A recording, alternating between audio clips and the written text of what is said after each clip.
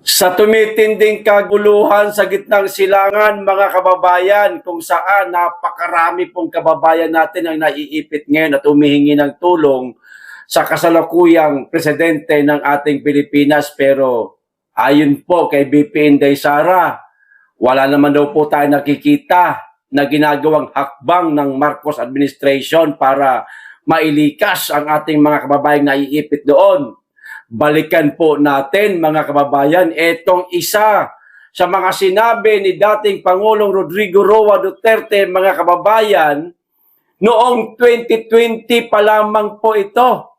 Sinabi niya na itong tungkol po sa nangyayaring kaguluhan ngayon sa gitnang silangan, na itong bakbakan nga ng Iran at ng US. 2020 pa lang, mga kababayan, alam na po ni dating Pangulong Rodrigo Roa Duterte na magkakaroon po ng tensyon dyan sa gitnang silangan. At noong 2020 pa lang rin pala, meron ng ginagawang hakbang ang administrasyong Duterte para mailigtas ang ating mga kababayang OFW. Meron ng plano pala yan. Baka nga meron na rin pondo ito, mga kababayan ipinatatabi lang ng dating Pangulong Duterte para kung oras na kailangan na, kukunin na lang yon. Hindi tulad ngayon na parang naghahagilap po sila ng pondo. Walang pondo. Maaring isa yan sa dahilan kaya hindi mailikas-likas yung ating mga kababayan kasi walang ganito. Pero ang dating Pangulong Rodrigo Roa Duterte, mga kababayan, 2020 pa lang, alam niya na paghandaan niya na po. Sana sinunod na lang ito ni Marcos. Pero hindi niya po nasunod. Kundi yung sariling diskarte ni Marcos ang ginawa niya na ngayon, napakarami pang Pilipino ang gustong umuwi sa bansa at hindi nila mailikas-likas. Ito ang napakagaling po na presidente, mga kababayan. Kita nyo naman, 2020 pa lang. Wala, malayong-malayo po ang administrasyong Marcos sa administrasyong Duterte. O eto na po yung video. Panoorin po natin pero basahin ko po muna itong maikling caption lang. O ayan o. Abante, TBT, FPRRD, kinabahan sa Iran, US tension noong 2020 at naghanda ng hakbang para mailigtas ang mga OFW, mga kababayan. Meron na po nakahandang hakbang ang dating Pangulong Rodrigo Roa Duterte para mailigtas po ang ating mga kababayan. Pero ang Marcos ngayon, meron po ba, mga kababayan? O ito na po yung video, panoorin na po natin. There is a evolving crisis somewhere. We do not know what would be the end result of this crisis. It could lead to a protracted war. It could be a wide-scale strife. Whatever it is, we Filipinos are really in grave peril. We have so many millions, nearing 3, I think, of Filipinos working mainly in the Middle East. Kinakabahan ako. Iran seems to be bent on a retaliation, which I think will come. It's a matter of time. Retaliation or the cry for blood is there. I do not have anything nary worry, were it not for the fact there are a lot of Filipinos there. And it would take us a huge gargantuan effort just in case total war breaks out of how to bring them back safely. I called for the major commanders yesterday afternoon. I told them of the gravity of the situation and told them that they have to start even the deployment itself. You just cannot, there's no such thing as a minimalist view here. It's fraught with danger. And I'm afraid of the so many lives of our countrymen in jeopardy in that place. I was tinkering with the idea of calling a special session Congress. If it spells the difference between the life and death of Filipinos, Sonny Dominguez says, we have the money. We will buy, borrow, steal. Nakawa natin yung Central Bank mismo natin. If we have to do it, we will do it. But since you are all here, my dear colleagues in government, I was once a congressman. We never had this kind of problem. Or it was all politics and who was going to be the next what.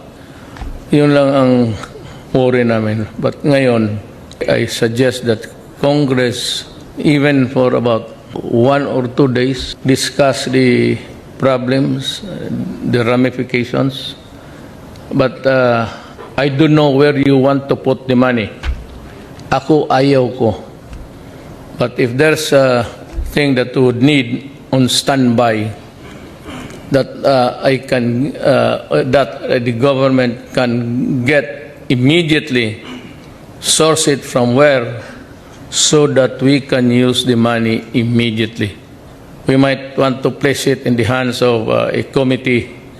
Kasi ayaw ko yung magkwenta-kwenta ako pagkatapos with that huge amount. I do not want to be bothered with that kind of... we need billions there. Standby lang. And calculate what would be the calibrated withdrawals. First, in places where it is really very dangerous. You know, if Iran poised to strike, it will not strike Iraq.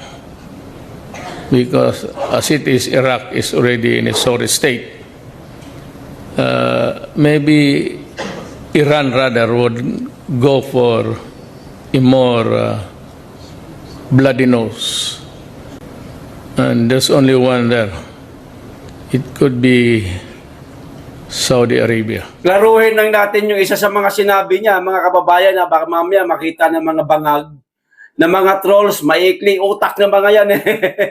Sinabi po ng dating Pangulong Duterte na kailangan natin nakawan yung sarili nating Bangko Sentral, gawin natin para magkaroon tayo ng pondo. Pabiro lang ho yun.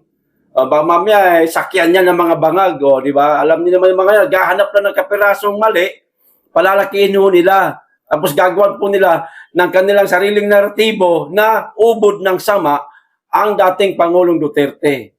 Pero ang punto ho natin ngayon, dito sa video na ito, mga kababayan, ang diferensya po ng Pangulong Duterte at ng Pangulong Marcos, napakalayo ho, mga kababayan. Kung maaari lang wag nang bumaba sa pagka-presidente si Pangulong Duterte. No? Baka halimbawa lang kung siya pa rin ang presidente ngayon, baka naubos na yung ating mga kababayan, nailikas na, napauwi na sa ating bansa. Kasi 2020 pa lang, mga kababayan, meron na pong plano. Nariyan na yung plano, nakahanda na pati yung pera, inihanda na ng dating Pangulong Duterte. Gagawin na lang yon? Susundin na lang yon? Anong ginawa ng Marcos administration ngayon, mga kababayan? Meron bang ganyang diskarte si Marcos? Katulad ng diskarte ni Tatay Digong? Wala. Yung mga kababayan ho natin, bakit nagkakagulo po sa gitnang silangan? Lalong-lalo na po sa Embahada ng Pilipinas sa Bahrain. Bakit nagkakagulo ron? Kasi hindi nila ramdam na mapapauwi sila ng mabilisan sa ating bansa. Nagmamadali yung ating mga kababayan, natatakot po, sinisigurado lang po nila ang kanilang kaligtasan. Na nariyan na sana. Meron ng plano ang nakaraang administrasyon. Susundin na lang po, mga kababayan. Palibhasa po, ubod ng yabang, itong ating presidente ngayon, akala mo kagalingan ng puta. Akala mo katalinuhan, anak ng yawa. Sus, Diyos ko po, hindi man lang kumonsulta sa mga sekretary ng dating Pangulong Rodrigo Roa Duterte, baka sakaling may nalalaman sila. Ito nga, meron pala talagang plano. ang dating administrasyon Duterte na nakahanda na. Susundin na lang. Kaya si Marcos ngayon nangangapa. Ubod ng yabang eh. Akala mo kung sinong magaling matalino. Magaling lang po mag-English yan. Kasi lumaki ho yan sa New York. Gaya po ng sinabi ng dating Pangulong Duterte pa rin. Sa isang speech na panood ko noon, matagal-tagal na yun, panahon niya pa yun. Meron daw ibang tao dyan, nung palapit na pong halala nun, kung di ako nagkakamali, halalang 2022, palapit na. Nagpaparinig na po itong si Tatay Digong dito kay Marcos. May ibang tao dyan, magaling lang mag-English. Pero wala namang utak yan, walang pinag-aralan, hindi tapos sa pag-aaral. Mukhang matalino lang, tignan mo sa panlabas na anyo, kasi magsalita, napaka-fluent mag-English. Pero dumidap-dap minsan po, mga kababayan. Pero walang diskarte. Ngayon, napatunayan na po natin na si Marcos pala yung tinutukoy ni Tatay Digong na yun, mga kababayan. Na magaling lang mag-English, mukhang matalino, mukhang genius, pero bobo, walang diskarte. At totoo naman, ano nangyari ngayon sa Pilipinas? Di ba? Pinaglaruan, ninakawan ang pondo ng bayan, hindi niya man lang nabantayan. Paano magbabantay kung bantay sa lakay? Di po ba? Ang simple na lamang po na pagpapalika sa ating mga kababayan. Nagawa niya ba ng mahusay? Bakit nagawa po ng ibang bansa? Japan, Korea. Bakit nagawa nila yan? Ano pa ba? Singapore. Yung Singapore nga pala, siya nga pala.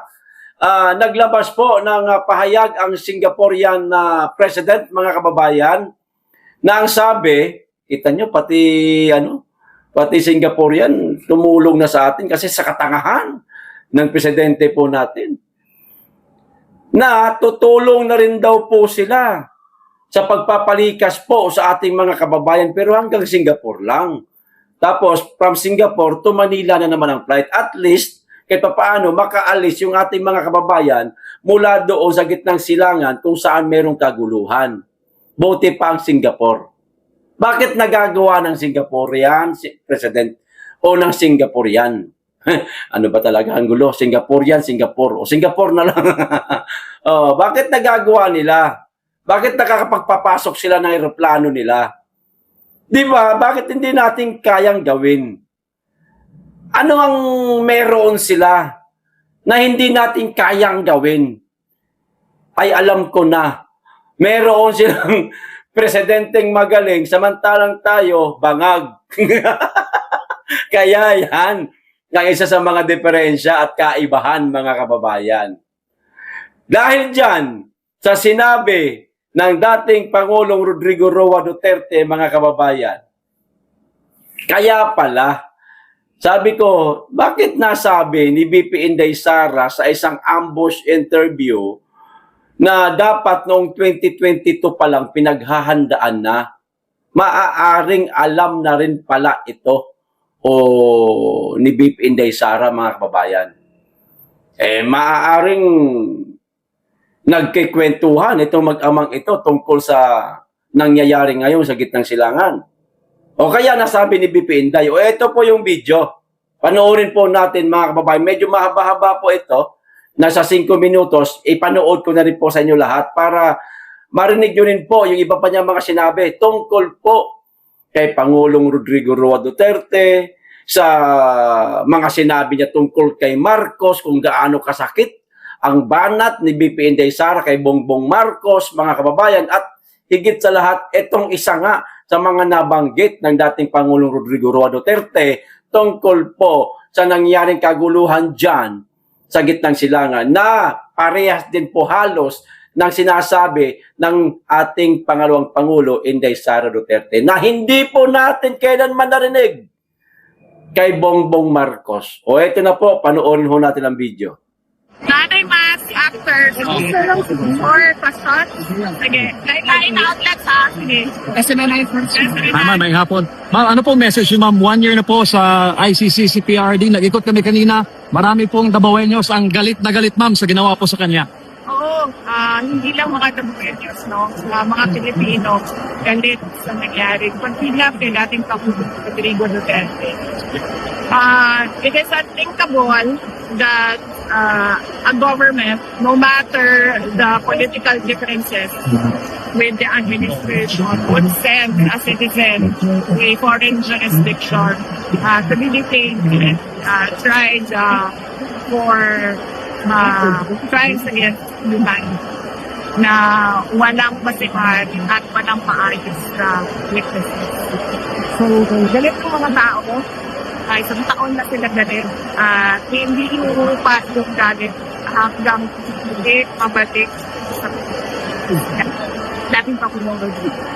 Hindi yung Arjun Relapor, JMH. Ma'am, sa nangyayari yung krisis sa Middle East, tingin po ba ninyo ay akma na yung mga hakbang na ginagawa ng administrasyon para masigurong ligtas ang ating mga kababayang OFW na nasa Middle East? Wala tayong nakikita, no, na ginagawa ng administrasyon. Ang banta ng gera, narinig na natin yan noong taong 2020 pa lang. Nakita na natin yan sa lahat ng mga believers, lalong-lalo na kung galing sa mga foreign governments. Meron silang pinisunan na posible gera na taon na 2025. Isang year lang ang ligas, kumbaga. Ang ligas sa tuig na isulti. 2025 nangyari ang gera 2026. So dapat noong 2022 pa lang naghanda na ang pamahalaan na ito. Pero wala tayong nakitang paganda at wala tayong nakikita na pagbibigay man lang ng solusyon sa mangyayaring problema sa susunod na mga buwan at sa susunod na taon. 85 billion recently perjury against Ramil Madriaga in the Pagig prosecutors. Any comments nito, VP? Nag-comment naman ang abogado, anak. Panitan nga yung pangutanan nila. Wala na, VP, nagbigay, pinagtibay ng ICC, ito nga yung interim release na hindi ma-release itong si FCRD. Oo. Napag-usapan namin ng abogado ni dating Pangulong Rodrigo Duterte na every time merong opportunity na mag-apply ng interim release, si dating Pangulong Rodrigo Duterte ay gagawin yon. Kahit pa man i-deny yun, at alam natin na i-deny yun na korte, gagawin pa rin natin. Vice, ang Senate ngayon is may hesitancy sa pag-investigate sa 18 Marines. Ano yung reaction niyo dito, ma'am? Well, mag-iisang taon na rin yan, ma'am. Mula nung sinabi ng dati ni Pangulong Marcos na mahiya naman kayo. No? Mag-iisang taon na yan. Hanggang ngayon, wala pa rin nananagot sa flood control standard, sa katiwalian na nangyari sa 2023, 2024 at 2025 budget. So, ano lang natin yan, itali natin yan doon sa nangyayari ngayon sa Middle East. No? Kung isang taon na itong corruption scandal na ito na walang nananagot at walang sinseridad ang administrasyon na investigahan, hindi pa po doon lahat ng mga involved sa scandal na yan, makikita din natin na wala silang gagawin dito sa problema natin na darating dahil sa giyera sa Middle East. Yes, message, nagpapasalamat ako sa ating mga kababayan, sa lahat ng mga Pilipino ngayon na nakikisa kay dating Pangulong Rodrigo Duterte sa pagkidnap sa kanya, sa injustice na ginawa sa kanya. Isang Pilipino na kinidnap ng gobyerno, dinala sa ibang bansa para na ikulong. Nagpapasalamat kami sa kanilang pagdarasal para sa kanyang kalayaan at maayos na pag-uwi dito sa ating bayan. Thank you. Thank you, ma'am.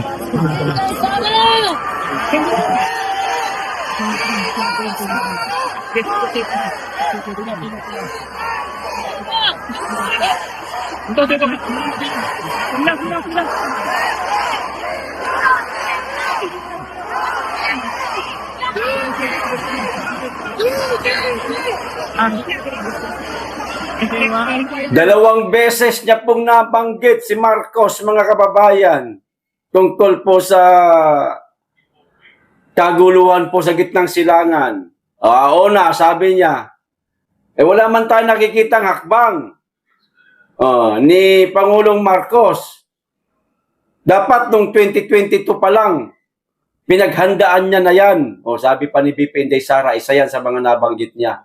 Tapos itong huli, sabi niya, wala silang planong ilikas yung ating mga kababayan, parang ganun. Wala silang hakbang na ginagawa para mailikas ang ating mga kababayan. Diba? Mga kababayan, napakalayo po ng diferensya.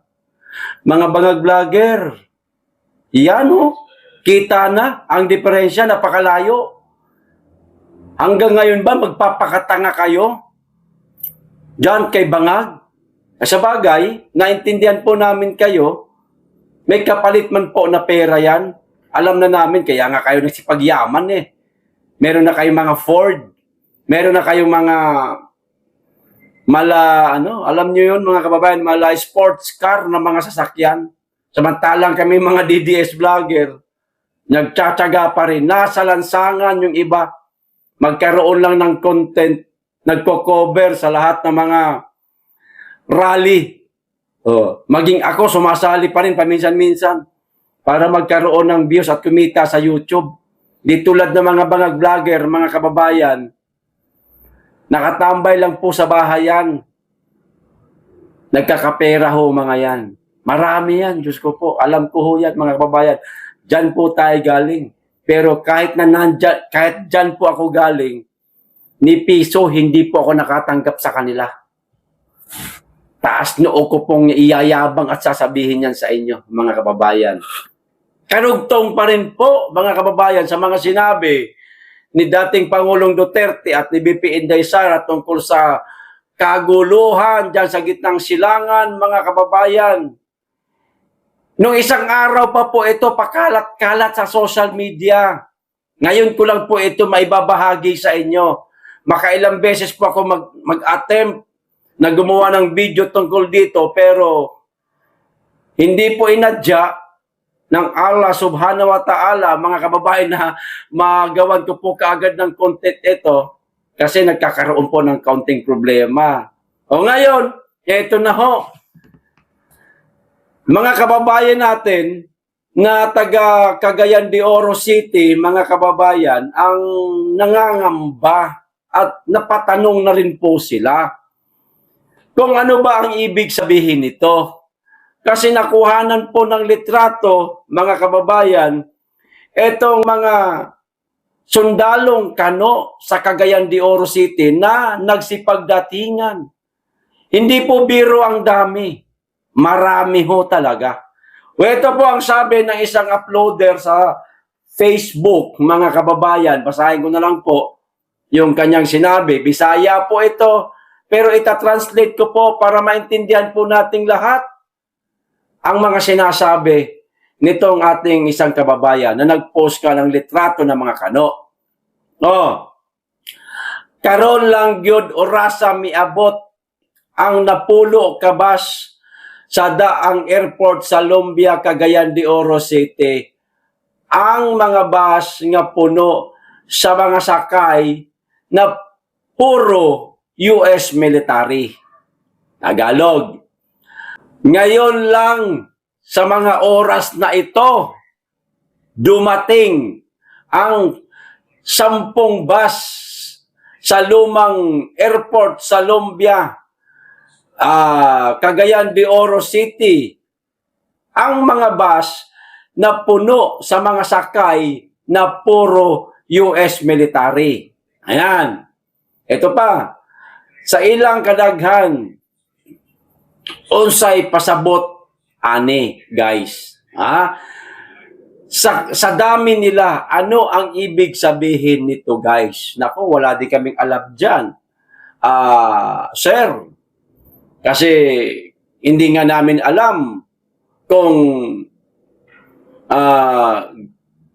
sa Cagayan de Oro lang ba na mayroong mga tropang kano na dumating o baka sa lahat ng EDCA site na nakakalat ngayon sa ating bansa.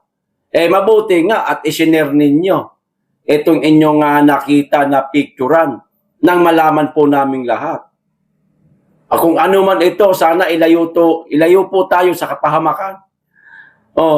Unta dili ta maapektuhan sa maong kagubot karon sa Middle East sa Iran, Israel o US. Ayan, sabi niya, sana wag tayong maapektuhan sa nangyaring kaguluhan ngayon sa Middle East, sa Iran, Israel at US.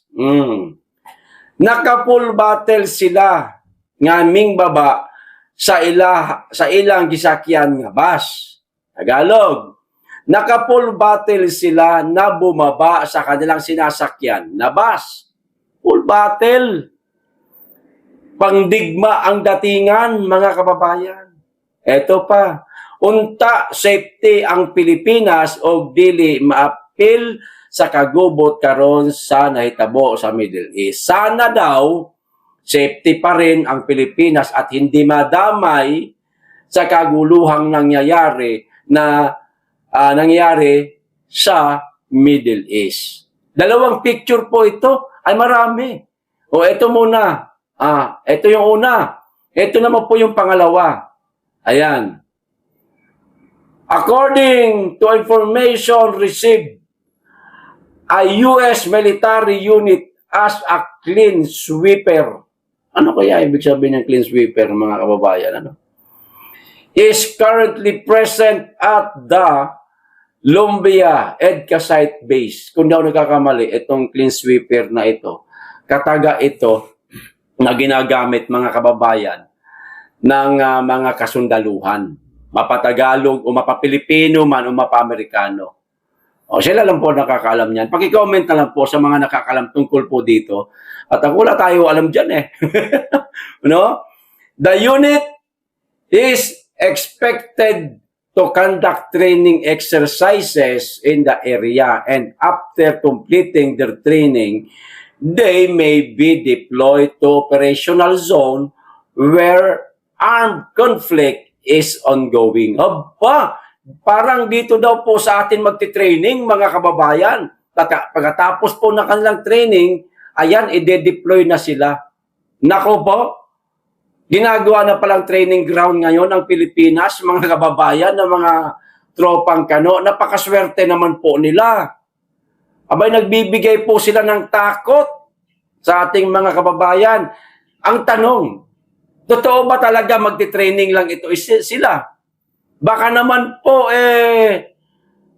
kunwari, ipapalabas nila magti-training lang, pero dito na po hihimpil yung mga tropang kano na yan. Malay natin, baka lahat ng EDCA site, mga kababayan, nalagyan na o nadagdagan na ng panibagong tropa ng mga kano. Sa mga kababayan po natin na malapit po sa EDCA site, makiramdam po kayo dyan. Naku po, makiramdam po kayo. Magmasid po kayo. Maging vigilante po kayo, mga kababayan.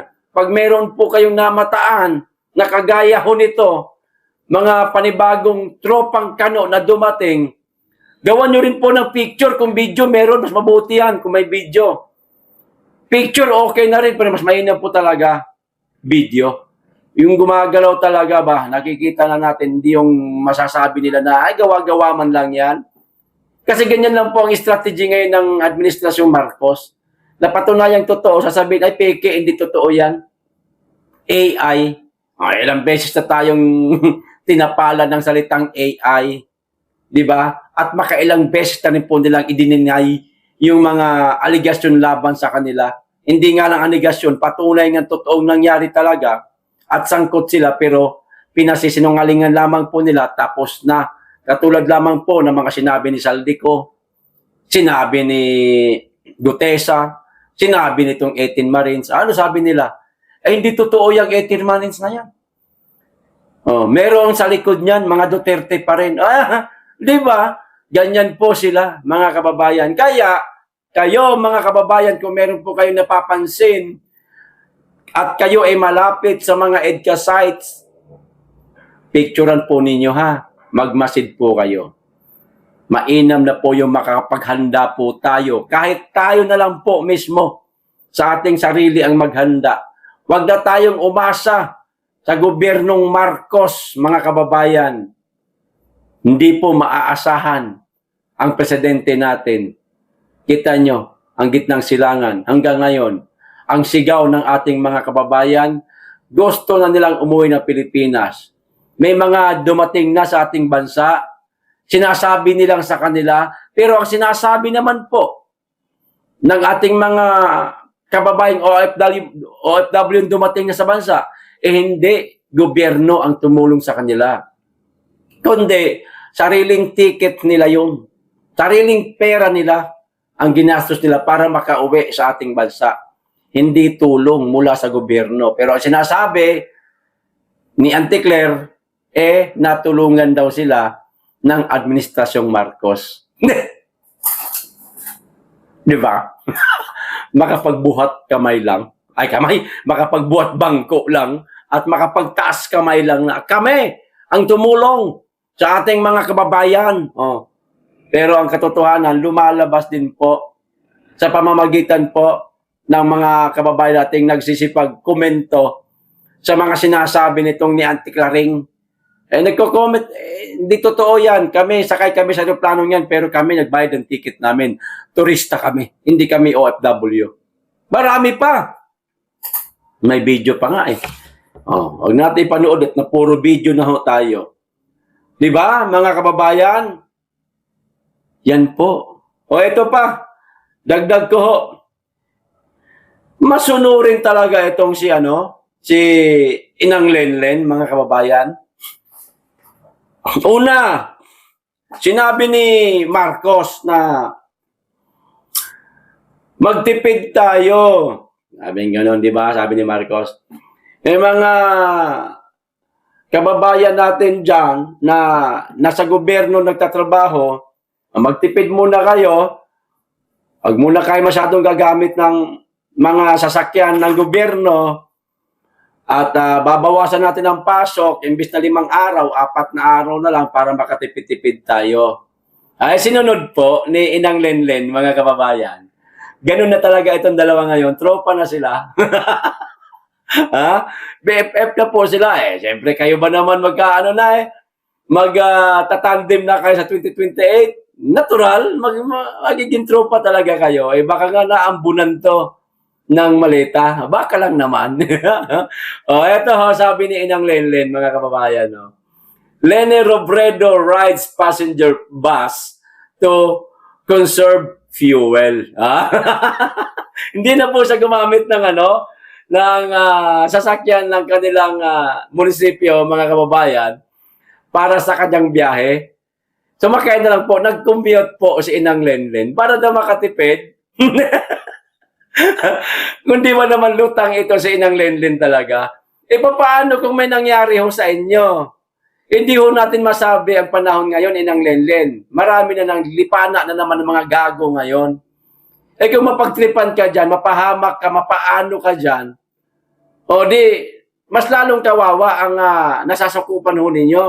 Ang inyong munisipalidad, mawawalan po silang na isang maganda at magaling na presidente. Presidente, mayor pala. Tsaka na pala yung presidente, pag 2028, tatakbo kayo. Pero hanggang pangarap na lang yan ha. Kasi meron kaming Inday Sara, malakas po. Berde, hindi na pala berde, itim na pala si Mipiti Sara yan. Itim na, tagabitin niyang kulay. Ito pa. Former Vice President and Naga City Mayor Leni Robredo was seen riding a passenger bus on her way to Manila in an effort to conserve fuel use by government vehicle amid the ongoing petroleum supply concerns due to tension in the Middle East, according to the photo shared by her executive assistant, mga kababayan. Nagtipid. Sumunod po sa utos ni Junior. Diba? Hindi lang ho yan. Meron pa pong isa, mga kababayan. Yan po yan ha. Sa mga sinabi ni Marcos na magtipid tayo. Ayan, nagtipid kagad si Lenlen. Etong pangalawa naman po, si Lenlen pa rin. Sinigundahan niya po yung mga sinabi ni Bongbong Marcos na yung tungkol po doon sa sinabi ni Junior na wala na po makapasok na aeroplano papuntang Middle East, kaya siguro ang gagawin nating paglika sa ating mga kababayan by land lang po natin. Ito din po ang sabi ni Inang Lenlen. Sinigundahan niya nga. Ito sabi. Ganoon na talaga sila ngayon. Best friend na sila. Ngayon pa lang nagpapakita na po ng tandem sa kabila ng mga pag-deny nila na hindi di umano tatakbo. Itong si Inang Lenlen sa 2028, di ba sinabi ni Trillanes, si Lenny sa Nagalan daw siya, hindi siya tatakbo sa pagka-presidente. Hindi daw, sinabi lang nila yan. Bakit? Hindi ba nila pwedeng gayahin ang style ni Tatay Digong? Ginagaya na ho nila ngayon. No, ito ho, sabi ni Inang Lenlen, mga kababayan, no. Bakit ka magpapadala ng eroplano? May airspace restrictions at panganib sa seguridad dahil sa aktibong conflict zone between Israel and Iran. Ganyan din po ang sinabi ni Marcos wala makakapasok na aeroplano. Hindi pwedeng lumipad. Pero tanga lang, no? Tanga na mga yan, no? Si Lenlen, tanga.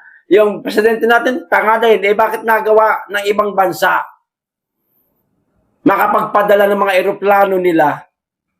Nakuha ang kanilang mga kababayan. Bakit tayo hindi? Anong sinasabi ninyong merong airspace restriction? Bakit sa ibang bansa? Nakapasok man sila, bakit tayo hindi?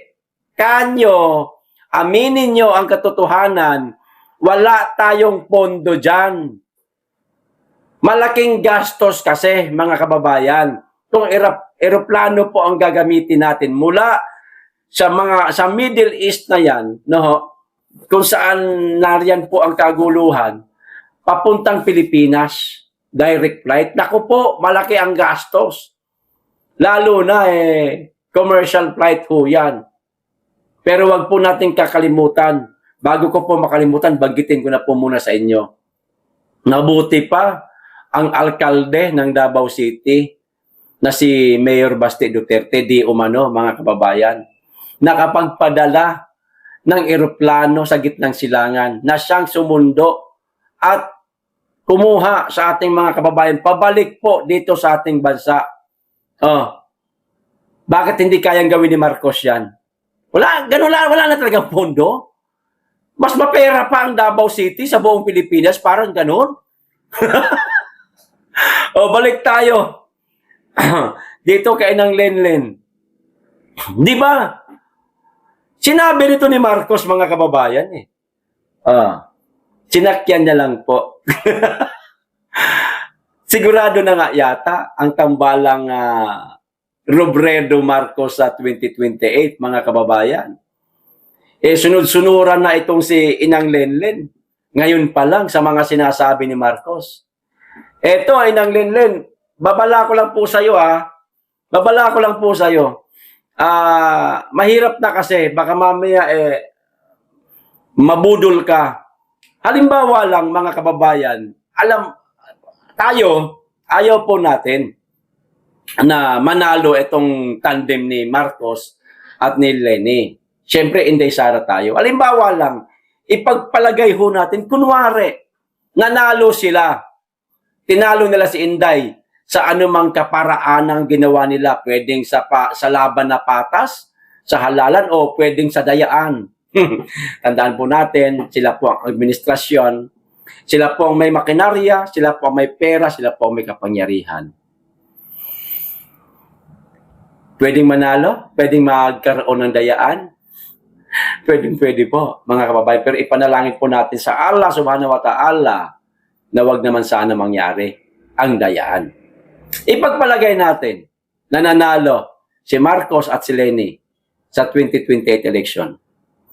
Oras na maging presidente si Lenny, ang vice-presidente niya si Marcos, mga kababayan. Kung nagawa nitong si Marcos na traidorin ang Inday Sara, at ang mga Duterte. Sa kabila ng ginawang tulong nitong mga Duterte kay Marcos, magagawa rin ni Marcos na traidorin ang Leni Robredo. Baka nga ipa-impeach pa ni Marcos si Leni. Ipa-impeach niya, siya uli ang presidente. Kayang gawin? Kayang-kaya yan mga kababayan. Bakit? Siyempre, sa pagtatapos ng termino ni Marcos, halimbawa at mananalo sila ni Leni. Nariyan pa rin po yung mga inilagay niyang mga tauhan niya. Sa bawat ahensya ng gobyerno, nariyan pa rin po ang mga tauhan ni Marcos. Napakadali niya lang pong sulsulan yan. Gawan niyo ng paraan si Leni. I-impeach natin yan. Siya na naman ang presidente. Inang Lenlen. Advice lang po yan sa'yo. Pwedeng mangyari ho yan sa'yo. Oras na manalo ho kayo, tandaan po ninyo ito mga kababayan. Posible pong mangyari kay Inang Lenlen yan. Ipapa-impeach yan. Para mananatili po si Marcos sa kanyang kapangyarihan. Alam na po natin yan, na may pagkaganid po sila sa kapangyarihan, makailang beses po nilang tangkaing pakialaman, mga kababayan, ang konstitusyon sa pamamagitan ng People's Initiative na ito'y maliwanag na pananatili sa kapangyarihan ng mga elected official, pero na-intercept po kaagad ni Tatay Digong Sinabi niya na naman sa atin yan. At tinutulan po nating lahat. Kaya ayun, hindi po natuloy yung kanilang People's Initiative na yun. Ayan. Kaya, mag-iingat-ingat po kayo, Inang Lenlen. Halimbawa man, loobin ng Diyos na manalo kayo, tatraidorin ka rin ni Marcos. Kaya ako sa'yo, ngayon pa lang, mag-isip-isip ka na kung makikipagtandim ka ba kay Marcos. Tandaan mo, ang mga Duterte, pinalibing pa nga ang tatay ni Marcos sa libingan ng mga bayani. Na maraming taon ang dumaan, maraming administrasyon ang dumaan na nilapitan ng pamilya Marcos pero hindi sila pinagbigyan para maipalibing lang yung kanilang haligi ng tahanan sa libingan ng mga bayani. Tanging sa Duterte administration lang sila lumapit na hindi sila tinanggihan. Ibinigay ang kanilang kagustuhan. At nariyan na nga sa libingan ng mga bayani. Ang matandang, ang namayapa na palang Marcos. Pero anong ginawa, Inang Lenlen, ni Marcos sa mga Duterte? Hindi na namin kailangan pang isa-isahin. Nakita na po at alam na po ninyo mismo yan. Pwede pong gawin din yan sa inyo. Kung paano trinidor ni Marcos ang mga Duterte, ganyan ang gagawin sa iyo. Tatraidorin ka rin yan. Tingin ko lang naman ito. Kaya mag-isip-isip ka na bago ka makipagtandim sa kanya. Okay? Hanggang dito lang po mga kababayan. Maraming salamat. Mag-iingat kayong lagi at higit sa lahat, mahalin natin ang Pilipinas.